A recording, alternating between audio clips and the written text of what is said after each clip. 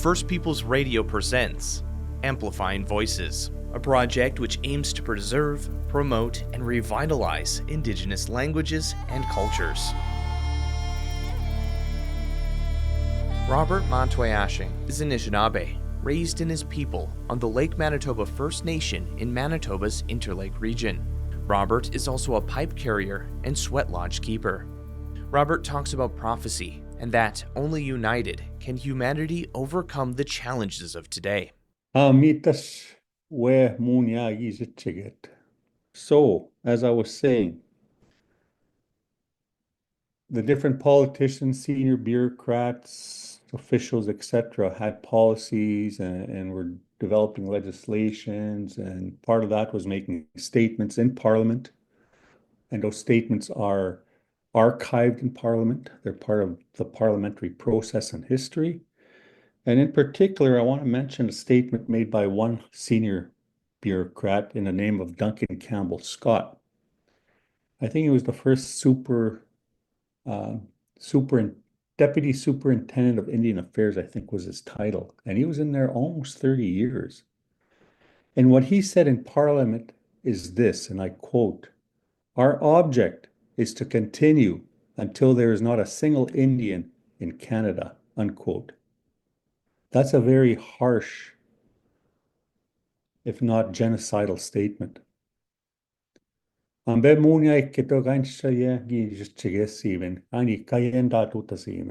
yet, there are people out there, deniers that I'll call them, that refuse to accept those kinds of words were shared in Parliament. And that's the truth. That has been government policy from day one, and it's still government policy, as I stated earlier. They're just using different terminologies and different approaches to instill that policy. Ishpen Anishinaabe nigan wishimaachat biguchak penamung miye kinamagininan agitakkonegwang apanegunche. If we as a people are to survive, we really need to return to those sacred teachings. And again, as I stated earlier, the very morals and values found within those teachings that sustained us for as long as they have to move forward. And more importantly, we need to start teaching those not only to our own people, but to the rest of society. Apaneksha yeginait mamanta isiki yayonanik. Iwawavatego isikewi no animani isesek. Itepache mokewi no. Like many other peoples around the world, we too, as a people, had our own prophets. And because of that, we also had our own prophecies. And with that, one of the prophecies that our people always talked about was an earth change, something that we're not only seeing today, but we're all living it. Nongom huaking kaisesek wiant seake kaichigatek. Davidai oitas and danok chanishnave. Ya inga piga kendan ye we mat kamigak. A piowegin you tipikigis song kibunit. One of the signs that we were told to look out for that would tell us that earth change is going to begin, and we're going to start to see increasing environmental weather events, was when the eagle has landed on the moon. Ham nagaten danye agi ketwak chanshnave. And a pita shreget tegaisesek. A pi moon yaut te bikigizesum agiot desat a pi magijibunit. So what were our people referencing when they talked about that prophecy in relation to climate change? What they're referencing was the very first lunar landing of mankind on the surface of the moon. And when the very first message relayed back to Mission Control in NASA, that message read and said, "Mission Control, the eagle has landed." Anishkaijik kendang Anishinaabe winakamigak. Anishkaijik kendang.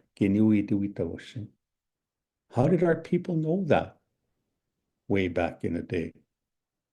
How did they foresee, in metaphoric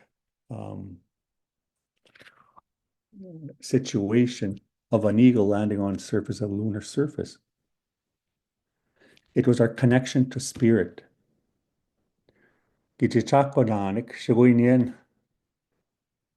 Wiguaman, Nanado, Wimai, Kaina Kamigak, Poganaki, Ombinindo, Giskana, Negavatakin, Madut Sanan, Akinage, one Snavia easy made, me Yega Jikendangia. So all the various lodges of all the various nations of our people, whether it's Sundance, Sweat Lodge, Shake Tent, different dances, etc. Those are the very things that we use in our world to help us maintain that connection to spirit. And it's through that connection to spirit that we get these messages to tell us how to move forward in a good way. Nongom akinagego munyagap masatan, ugiuni kenatonyo chichakun, ugiuni kenaton manito. The world in which we live in today, the settler peoples that have come here brought their own ways of doing things, brought their own belief systems. But somewhere along the line, they have lost that real connection to spirit. They sooner listen to their minds than their hearts. Unagatenche ganyo noch, ugichinen dano, apichoteyon, aninejimushoat. Kagweo, o gwe to no stegonyon anine gwe mi in endong. They try and justify within their own minds when they're doing something, although they know deep down, which is their spirit trying to talk to them, of what they're about to do isn't very good, they convince themselves it's okay, and they go ahead and do it anyway. Just like what's happening with respect to the earth. No guys is set doma nokumis. When a shibapanaton mine nokumisam. And ben nokumis kinegego kiminigonan. The world in which we live in today and the result of the climate change that's happening is the end result of man's arrogance and ignorance and disrespect driven by greed is what is happening to the earth today. Ikito obemata shoene matnya benoja uzasa tant kubichikana. Ich bin shagisha wene mat kainda ishichige siwe niboge ugaishichiget.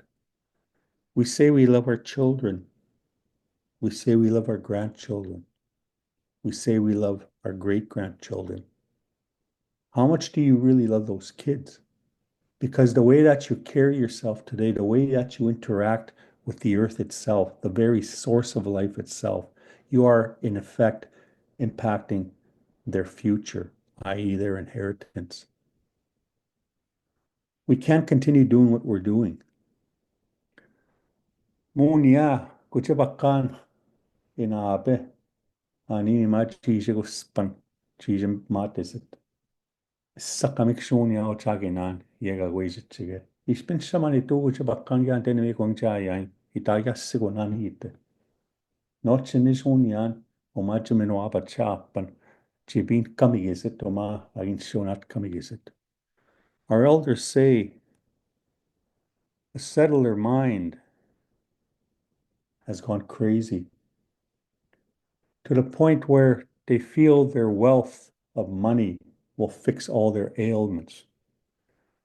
Even to that effect, they're spending millions, if not billions of dollars exploring the universe out there, looking for other life and other inhabitable planets in the event that we may have to move after we've destroyed this one. Our elders remind us, if our great creator, the great mystery, had wanted us on another planet, don't you think we would have been put there already? Why don't they use those resources they're expending in all this exploration to clean up our act here? This is where we're from. This is home. and it's a very fragile environment. And when you look at the world that we live within a very small corner of the Milky Way galaxy in an ever-expanding, contracting universe of more galaxies moving around each other in an even bigger galaxy or universe. Apaneksha munia kia weme kutisat. Mitä siega inatek mi yemenogitas andano kchansnabe kotenksha munia Nyapogasegena Tonyanisnaben, Gagwichi Matnyanisnaben, Anishoma Wakejiship Matisam. Another one of our prophecies that our elders talked about was there would be a time when the world would look to the red man to seek guidance and direction in how to live in a respectful, reciprocal way with the very source of life itself, our Earth Mother. I feel we're in those times today. The very fact that I'm here on this medium sharing this message for those that want to hear is evidence of that. Because you need to consider 15, 20 years ago, which is not a long time ago, these types of events simply did not happen. We did not have the ear of the settler community. They didn't feel we had anything to contribute. But now, because of what's happening with the earth, they too are wondering, what's our future? We look at the economic system. It's in peril. We see the politics that's going on around us, in particular right now with our neighbors to the south and some of the things that they're looking at implementing.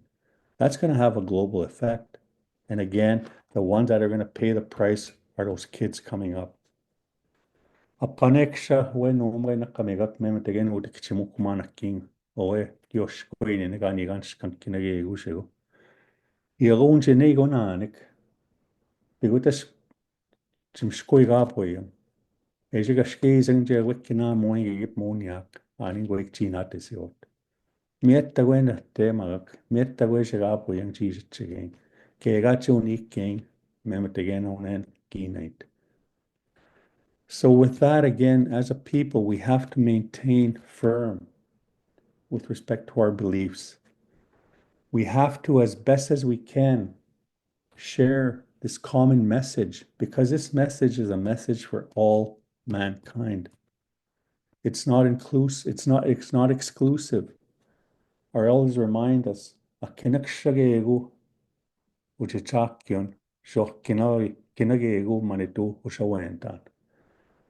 great creator loves us all equally. Our great creator, the great mystery, does not discriminate. So why do we discriminate? A lot of it is based out of ignorance and fear. We need to get over that. We're all in this together. And again, if we're going to have any future for tomorrow, we need this message to get out, and more so, those young ones need to learn these teachings and hear these messages, because it's their future that'll be directly impacted. We're only here for a short time as humans. If we're lucky, some of us, maybe 100 years. But the earth is here forever. The tree will be here tomorrow, long after we're gone. Yet, we don't take a second thought in cutting that tree to be used for something. And many times in this consumer disposable society we live in, it's wasted. We need to start doing things different. That's the only future we have as a species. So with that, I want to say miigwech. I want to thank you for the opportunity again to share. I hope some of the things I shared made sense. But again, it's up to you as an individual what you're going to do with the information you hear. I'm not in control of that. You are in control of your own life. Miigwech.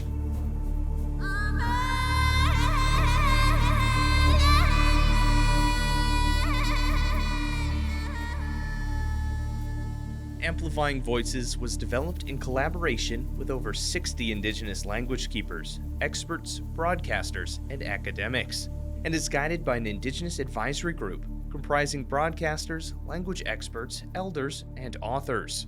The project is produced by Multicultural and the First Peoples Radio, and funded through the Radio Fund of Canada.